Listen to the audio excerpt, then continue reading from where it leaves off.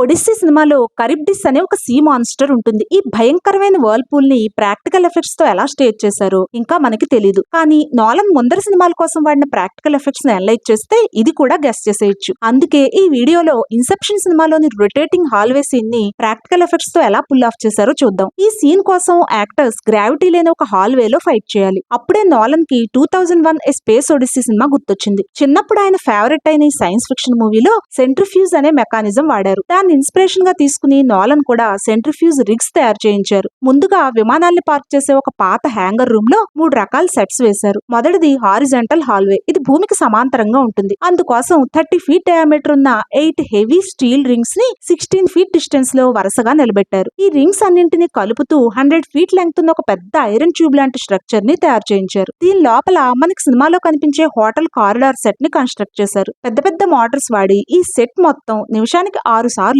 గుండ్రంగా 360 డిగ్రీస్ లో రొటేట్ అయ్యేలా ఫిక్స్ చేశారు. అది తిరుగుతున్నప్పుడు ఎర్త్ గ్రావిటీ వల్ల యాక్టర్స్ ఎప్పుడు క్రింది వైపే ఉంటారు. కానీ రూమ్ తిరగడం వల్ల చూస్తున్న వాళ్ళకి వాళ్ళు గోడల మీద సీలింగ్ మీద నడుస్తున్నట్టుగా అనిపిస్తుంది. ఇక రెండో సెట్ ని కూడా ఫస్ట్ హాల్వే లాగే డిజైన్ చేశారు గానీ ఇది రొటేట్ అవ్వదు. దీన్ని నేలకి సమాంతరంగా కాకుండా టవర్ లాగా వెర్టికల్ గా కన్స్ట్రక్ట్ చేశారు. కెమెరాని పైకి చూస్తున్న యాంగిల్లో క్రింది వైపు ఫిక్స్ చేశారు. యాక్టర్స్ ని వైర్ వర్క్ తో పైనుంచి క్రిందికి దించుతుంటే వాళ్ళు జీరో గ్రావిటీలో కారిడార్ గుండా ముందుకి తేలుతూ వస్తున్నట్టుగా కనిపిస్తుంది. ఇక థర్డ్ సెట్ హోటల్ రూమ్ కోసం ఫైట్ కారిడార్ నుంచి పక్కనే ఉన్న రూమ్ లోకి వెళ్ళినప్పుడు చూపించడానికి వీలుగా దీన్ని కన్స్ట్రక్ట్ చేశారు. కారిడార్ సెట్ లాగే ఇది కూడా 360 డిగ్రీస్ తిరిగే స్పెషల్ మెకానికల్ రిగ్. ఇక ఈ మొత్తం సీన్ కోసం కెమెరాస్ లైటింగ్ ఎలా అరేంజ్ చేశారో, యాక్టర్స్ ని ఎలా ట్రైన్ చేశారో, అసలు ఫస్ట్ ప్లేస్ లో ఆ హాల్వే ఎందుకు అలా తిరుగుతుందో ఈ విశేషాలన్నీ మరిన్ని వీడియోస్ లో చెప్తాను. ఇటువంటి వీడియోస్ చూడాలనుకుంటే కనుక కంటిన్యూ అని కామెంట్ చేయండి.